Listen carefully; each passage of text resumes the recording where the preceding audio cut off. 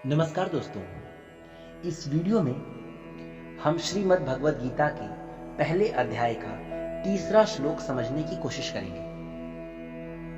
इसके पहले पहला और दूसरा जो श्लोक था उसका लिंक मैंने नीचे दे रखा है।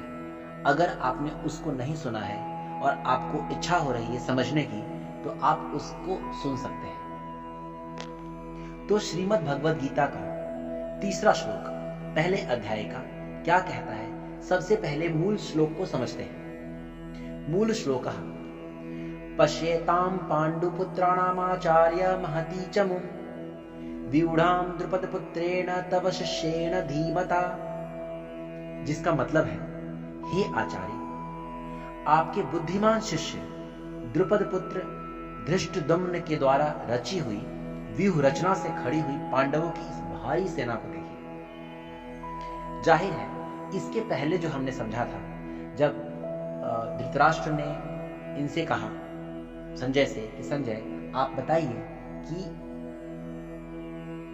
कुरुक्षेत्र में उनके और पांडु के पुत्रों ने क्या किया, क्या हो रहा है वहां पे। तो संजय ने उसके बाद बताना यह शुरू किया कि जो दुर्योधन है, दुर्योधन जाके अपने गुरु द्रोणाचार्य से कहते हैं कि हे आचार्य, जो अब तीसरा जो श्लोक है वो कहता है पश्येतां पांडुपुत्राणामाचार्य महती चमुं व्यूढ़ां द्रुपदपुत्रेण तव शिष्येण धीमता।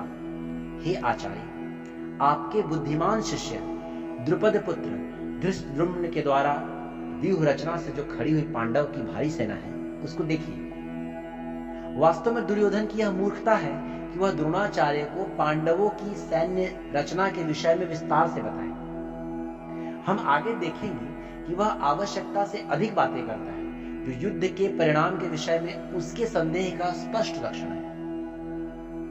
जो श्लोक कहता है, श्लोक को हम शब्द शब्द वाइज समझने की कोशिश करेंगे। यहां पे लिखा है पश्येतां पांडुपुत्राणामाचार्य महती चमुं व्यूढ़ां द्रुपदपुत्रेण तव शिष्येण धीमता, जिसकी व्याख्या आचार्य द्रोण के लिए आचार्य संबोधन देने में दुर्योधन का यह भाव मालूम होता है कि आप हम सबके कौरवों और पांडवों के आचार्य हैं। शस्त्र विद्या सिखाने वाले होने से आप सबके गुरु हैं, इसलिए आपके मन में किसी का पक्ष या आग्रह नहीं होना चाहिए।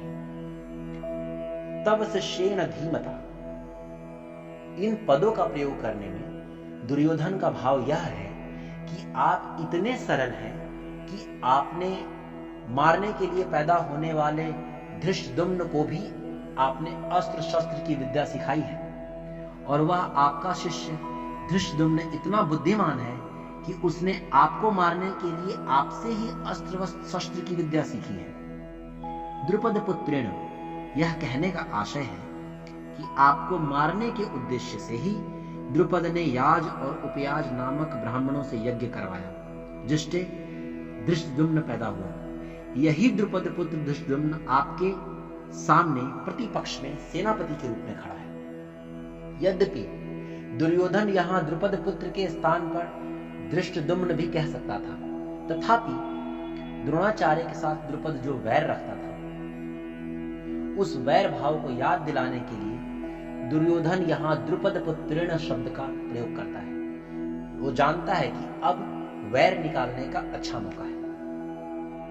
पांडुपुत्राणाम एताम व्यूढ़ां महती चमुं पश्याम, द्रुपद पुत्र के द्वारा पांडवों की इस व्यूहाकार खड़ी हुई भारी सेना को देखिए। तात्पर्य यह है कि जिन पांडवों पर आप स्नेह रखते हैं, उन्हीं पांडवों ने आपके प्रतिपक्ष में खास आपको मारने वाले द्रुपद पुत्र को सेनापति बनाकर व्यूह रचना करने का अधिकार दिया है।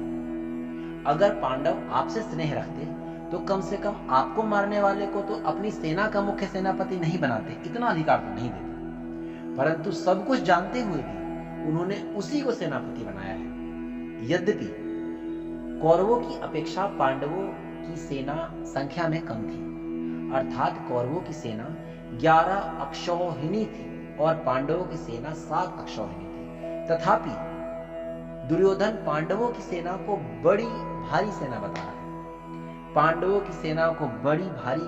कहने में दो भाव यहां मालूम होते हैं। पांडवों की सेना ऐसे ढंग से व्यूहाकार खड़ी थी जिससे दुर्योधन को थोड़ी सेना भी बहुत दिख रही थी। और दूसरा, पांडव सेना में सब के सब योद्धा एक मत के थे। इस एकता के कारण ही पांडवों की थोड़ी सेना में भी बल, उत्साह बड़ी मालूम दे रही थी। ऐसी सेना को दिखाकर दुर्योधन द्रोणाचार्य से यह कहना चाहता है कि युद्ध करते समय आप इस सेना को सामान्य और छोटी ना समझें। आप विशेष बल लगाकर सावधानी से युद्ध करें। पांडवों का सेनापति है तो आपका शिष्य द्रुपद पुत्र ही, अतः उस पर विजय करना आपके लिए कौन सी बड़ी बात है। एताम पश्य कहने का तात्पर्य है कि यह पांडव सेना युद्ध के लिए तैयार होकर सामने खड़ी है, अतः हम लोग इस सेना पर किस तरह से विजय कर सकते हैं, इस विषय में आपको जल्दी से जल्दी निर्णय लेना चाहिए।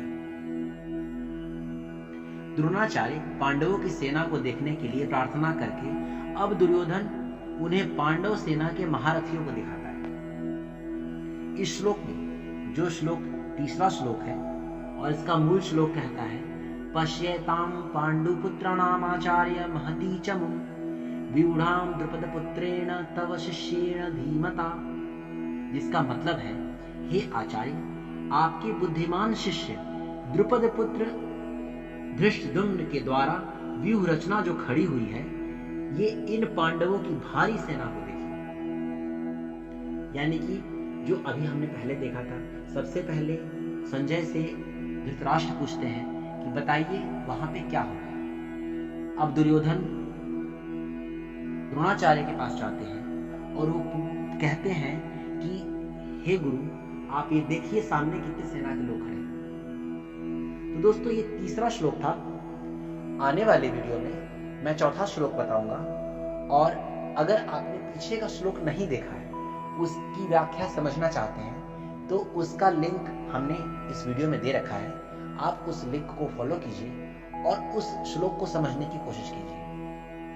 महान श्रीमद् भगवद गीता के बारे में मैंने ये बहुत ही छोटी सी व्याख्या करने की कोशिश की है। अगर मुझसे कुछ गलती हो गई हो, कुछ छूट गया हो, तो मुझे माफ करने की कृपा करें। और अगर आपको लगता है कि इसके बारे में कुछ और आप अच्छा सोचते हैं, कुछ और बढ़िया व्याख्यान दे सकते हैं, और जो मैं कुछ भूल गया, आप उसको जरूर कमेंट में बताइए।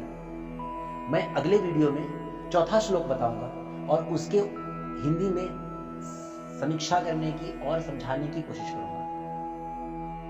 अगर आप इस गीता, श्रीमद् भगवद गीता के बारे में उत्साहित हैं, तो आप इस चैनल को सब्सक्राइब कीजिए, लाइक कीजिए, शेयर कीजिए, और मुझसे कोई गलती हो तो मुझे माफ कीजिए।